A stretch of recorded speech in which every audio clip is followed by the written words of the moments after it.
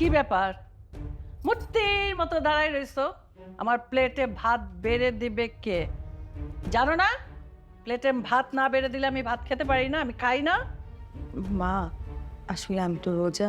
থামো, তুমি রোজা, আমি তো রোজা না। আর তাছাড়া তোমাকে তো আমি খেতে বলছি না। তুমি আমার প্লেটে ভাত তুলে দিবে, আমি খাবো।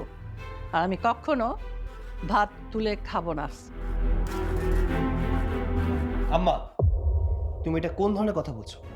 নিজে তো রোজা রাখো না, তার উপরে রোজাদার ব্যক্তিকে তুমি বলছো ভাত বেড়ে দিতে। ও তোমার জন্য রোজা রেখে কষ্ট করে রান্না করে, কোন বিবেকে বলো? হ্যাঁ, ওকে ভাত তুলে দেওয়ার কথা।